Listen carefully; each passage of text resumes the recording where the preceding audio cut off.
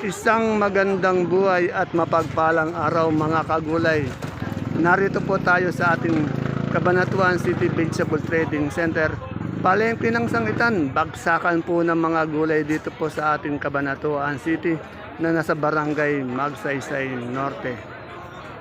Alamin po natin yung mga presyo ng gulay. Bakit mababa ang presyo ng mga gulay? Tanungin po natin yung mga sakadoro, bakit ganon ang presyo ng mga gulay dito sa ating baksakan. Para po sa mga nagtatanong po sa akin bakit daw napakababa ng presyo ng mga gulay. Dito tayo sa pwesto nila Boss Alvin. Matin na sir, Sir Alvin, boss, palagay niyo bakit napakababa ng presyo ng mga gulay natin ngayon? Anong pangalan mo, sir? Ayong po. Ha? Ayong po. Ayong. Taga saan kayo? Nagagabaldon po. Gabaldon. Bakit? Ano bang gulay mo? Kamatis po. Siya, Mga sili. sili siya. Siling panigang, pati kamatis. Bakit kaya sa palagay mo, ikaw mismo nakabantay dito, bakit mababa yung presyo ng gulay? Ala na pong mga buyer na nakakapunta dito sa mga pamilyang bayan. At Ayan. masyado pong mga mataas na mga nagiging konsumo nila. Ayan, sa gasolina. Yan. Ang unang sinabi ni Sir Ayong, wala na raw masyadong buyer katulad ng Tagal Laguna, Cavite, Bulacan, no? Medyo nabawasan yung buyer natin. Ngayon, ang nangyayari, napakaraming gulay. Ngayon, pag maraming gulay, wala namang bumibili. Naimbak. Wala na po, bagsak presyo na po. Baksak. Ngayon, pag may tumawad, Ay kaya po, Binibigay. pagka may tumawad, kailangan ibigay na po yan. kasi pag hindi binigay, mabubulok lang. Oo. Ayan. Ayun po, iyon po talaga. Sa mga nagtatanong po kung bakit napakababa ng gulay natin ngayon. Siyempre po, si Sir Ayon talaga, nagtatanim din po siya. Medyo talo ka, di ba? Talong-talo. Talo po kahit po sa mga pero lang, malaki po talo. Oh, yan. Dahil ang isang problema talaga, yung pinaka-problema yung gasolina. Ako, gusto rin po, konsumo ng mga sasakyan. Yung konsumo ng sasakyan. Kasi nga, wala nang bumibiyahe. Ayan. Magkano ba yung gasolina natin ngayon?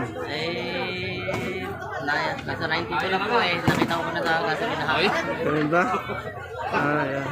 Wala na tayo. Ano yung gasolina na, pero yung diesel, 100 plus no? Ako. Ayan. Ngayon po, ang isang dahilan po talaga yung mataas yung gasolina. Ngayon, napakarami ng gulay. Kung wala namang buyer, wala din. Ngayon, pag may tumawad daw sa kanila, napipilitan silang ibigay sa mababa. Okay. Paano naman yung mga gastusin natin? Yun nga pong mahirap ko yun Baka po bandang uli, alarang magtatanim ng gulay at ala na rin bibiyahe. Ayan. Ayun po ang pinangangamba natin. Kaya dapat mabigyan ng solusyon yung pagtaas ng gasolina na yan. Ano? Oo. Kaya maga na tayo. Magabang pa tayo ng mga ilang araw kung ano mangyayari. Ano? Sana naman po gawa ng parami pangulo natin. Yan. Ito, totoo yan. Marami na nanawagan sa Pangulo natin na dapat talaga yung excise tax, dapat wala tanggalin, mga ganon. Saka dapat bumaba talaga, no? Sana po makarating man lang sa pangulo natin para mabigyan ng lunas. Yan. Pare po, isa rin to. Ito naman, kanina to, biyahero. Ito naman sa Kadoro to. Boss, bakit napakatumal? Napakatumal. Bakit napakababa ng presyo ng gulay natin? Sa sobrang mahal ng gugudo, tsaka dapat baba ang gugudo. Yan. Kasi nga Sa pag... sobrang mahal, wala nang bumibiyahe. Ayan. Yung iba, ayaw na magtanim. Pag walang bumibiyahe, matumal, walang buyer. Ayun ang dahilan. Nalulugi lang. Nalulugi Sobrang yan. mahal ng gugudo. Yan. Tapos, ang kira nga, pag-lubay dito. Ayan nga. Kaya, Kawawa dyan, tayo magsasaka. yung mga magsasaka Kung talaga. may yaman, dalong yayaman. Kasi maraming nagtetext sa akin, bakit ganun kababa? Magaganda naman yung gulay nila. Alam mo bibili, pakita mo. Ayan o. Yan mo. Walang... Papalis po ito. Kasi nga, imbis na mabulok, Bulok na. pag may tumawad, binibigay nilang mababa. Tapo na ito. O yan. Kasi yung gulay natin isang araw lang yun, hindi naman tumatagal, no? Marami kami tatapon yan. Oo. Hindi katulad na siguro, maaari yan, kung kalabasa, kamote, matagal, no? Pero yung mga ganito, wala. Yan pa. Pangulo, galing mo ng konti. Yun sana. Tama lang yan, ano ba? Ang po, tignan niyo po. Nagkakanda traffic dahil sa daming supply ng gulay dito sa ating baksakan. Puro nagsusupply lang po pero yung buyer, wala po, walang buyer. May buyer naman, kaya lang konti, hindi katulad ng dati, napakaraming buyer. Yan. Tanungin natin, ito isa pang sakadora, tanungin natin si Ate Luz. Bakit mababa yung presyo ng gulay? Ate Luz, marami napupuna sa atin, bakit daw napakababa ng presyo ng gulay? Napakarami naman ng supply, ano? Bakit kaya? Palagay mo. Kasi wala nga buyer. Oh, walang buyer. Bakit kaya walang buyer? Hindi nga makabiyahe kasi napakataas ng gasolina. Ayan, yun Yun talaga nga po. daw yung dahilan. Kasi, makuyain mo ha, ang pamili lang nila, halimbawa, dismil, yung pamili, kolong-kolong sasakyan. Ah. Gagaling ng Pampanga, halimbawa, magkano yung gastos nun? Balikan, di ba? Doon pa lang sa gasolina, patay na sila. Ayan. Dati magkano yung kayo sir nung naggagas kayo, di ba? Nagbibiyahe kayo, nagdadala kayo. Hindi lang kayo, 400 na. Oh, hindi lang doble, alos triple ano? Yan. Kaya ngayon, marami kasi nagsasabi sa akin, bakit tayo mga magsasaka, bakit daw napakababa ng gulay? Hindi maiwasan. Hindi po talaga may iwasan. Anong pangalan mo sir? Rupert po. Oh, Rupert ng Aliaga po. Aliaga. Yan, si Sir Rupert, ang dala mong gulay. Pipino po. Na pipino. Sitaw. Okay lang yung gano'n. Kasi nga, pagdating ng hapon, pag wala pang buyer, yung mga tumatawad na ibibigay nyo na ng mababa yung ano. Sa mababang presyo na po. Dahil kaysa naman po maiwan, ibibigay na lang po para magkapera lang. Kasi pag naiba yung masisira, mabubulok. Masisira lang po yun. Alam niyo naman kasi yung gulay natin, isang araw lang talaga yung freshness niya, ano? Ayan, ayan po. Talaga po yung ano kayo maganda ano doon? Ano kayo maganda panawagan natin? Hindi, siyempre, kay Pangulo na eh. Sa Pangulo na yan eh. Sa mga opisyal eh. Oo nga, kaso kailangan namin Wala pong sa tingin ko po, wala po talagang pagtaas kasi bumabaha rin yung gulay. Oo, bumabaha, ano.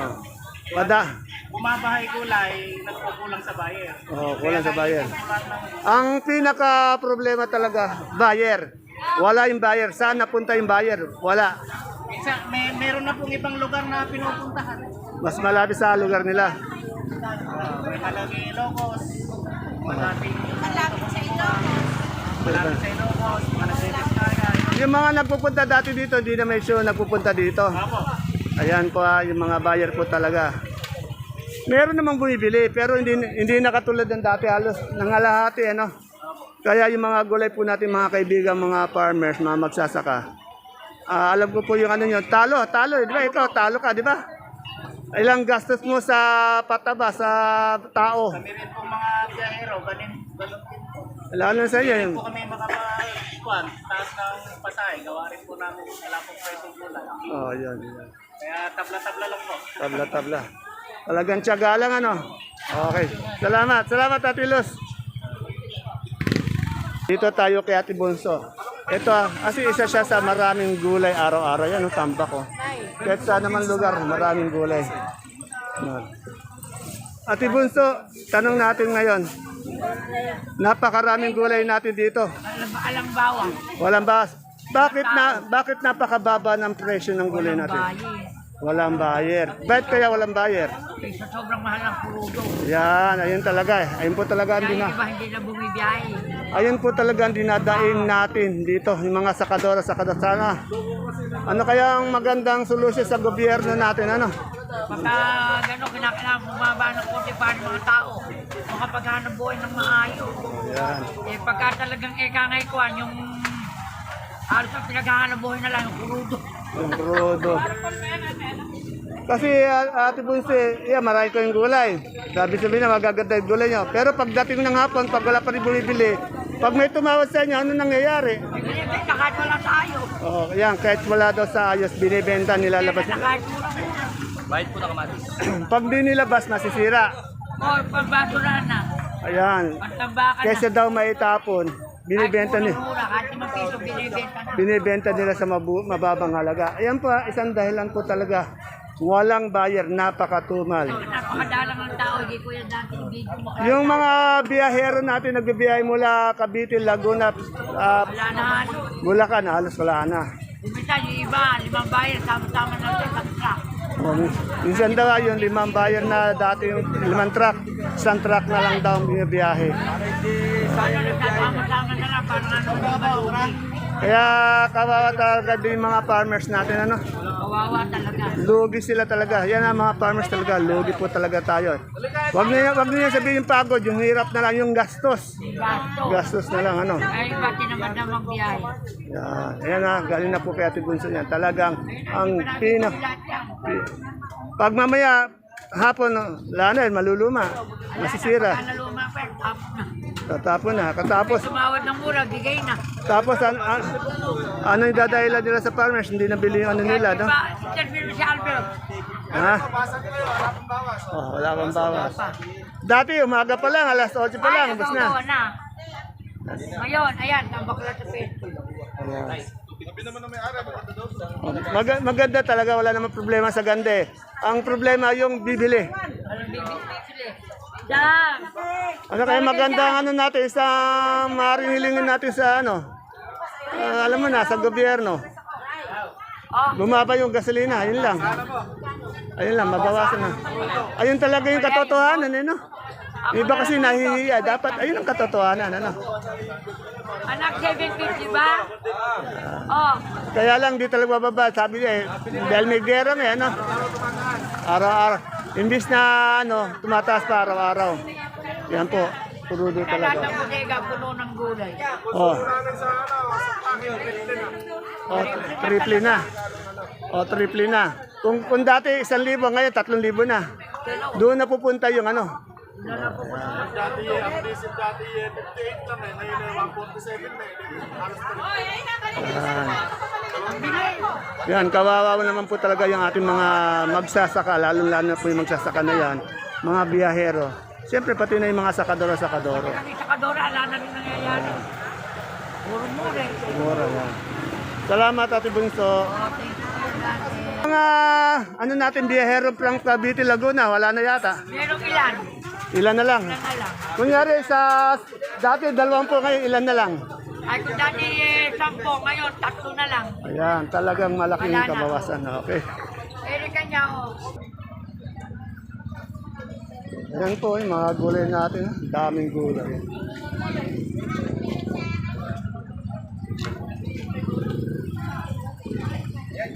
Tapon na. Itatapon na ba yung mga yon? Tulad dito ano nito, patapon na po itong mga sili nito. Kawawa naman talaga yung mga kaibigan natin farmers. Andito naman po tayo sa pwesto ni Madam Lenden. Tanong natin kung bakit napakamura ng gulay. Good morning, Madam Len. Madam Len, bakit napakamura ng gulay? Wala pong bayad dito. Yan, isa lang po talaga sinasabi nila. Wala daw buyer. Bakit kaya walang mga buyer? Mga natatakot na rin malugi kasi po mas malaki pa daw nagiging gastos nila sa kinikita. Ayun, dahil sa mataas ang gruto. Yan, gruto. Goblin nga daw po, dati daw 6.5 lang ang krudo nila yan sa L. Ngayon na po Kami na 20. Ayan. Ayan po talaga. Crudo talaga ang dahilan kung bakit ano. Kaya yung minsan yung mga gulay, nilalabas na natin kahit mababa pag tumawad. Binibigay po namin. Tapos sobra pa po. Hindi bibili. Itatapos po. Ayan, yung mga hindi nabibili po, kaysa itapon yung mga ano. Bigay ko na lang po iba. Ayan. Kaya namin sa may-ari. Lugi. Ayan. Pare-parehas. Lugi may farmers. Lugi din po kami kasi kahit di na pera. Ayan na, kaibigan mga farmers natin. Kawawa naman po talaga. Wala. Wala po talaga. Yung truck ano, ayan. Ayan, ayan po talaga yung ano. Yung malalaking sigang, 10 tawad, 12, 13. Ganito po, alana. Wala na talaga ang problema natin, crudo. Sa crudo. Ayan, kaya mababang gulay. Tumaas ang crudo, lalong naghihirap ang farmers. Ayan, okay. Salamat, Madam Len. Dito naman po tayo kay sa pwesto ni Junjun. Ito, nagbebenta to ng peche, pati gulay bago, pati ibang gulay tumanay. Alamin natin bakit napakamura ng gulay. Sir Junjun, good morning. Bakit napakamura ng gulay natin? Napakamura po kasi sa gawa po ng gera sa Iran. Ayun eh. Di, totoo naman talaga eh. Bakit? Apektuhan po tayo, pati diesel. Oh, yun. Wala tayong... Ang totoo lang po, masasabi ko lang po sa mga merong mga gas station, gawin na nilang 200 para masyahan sila. Ito, galit na galit na talaga ito eh, no? Ito yung mga sasakyan po namin. Wala ibig sabihin, kaya mataas yung gulay natin, walang buyer. Wala, oo. Bakit walang buyer? Dahil sa taas po ng gasolina. Walang bumiyahe. Yan. Tipid po. Patipid Dahil po. napupunta lang po sa halos gasolina lang, nauubos na yung mga biyahero. Ayan. Ito, galit na galit eh. Gusto niya, gawin ng 200 yung ano eh. Hindi na, kasi inuunti-unti pa kasi. Oo. 200 yung 200. Diba? Apektado po sila talaga. Ang apektado talaga yung biyahero pati farmers. Opo, gawin ng 200 kung para unti-unti lang nila pinapahirapan yung mga tao. Okay, salamat, salamat.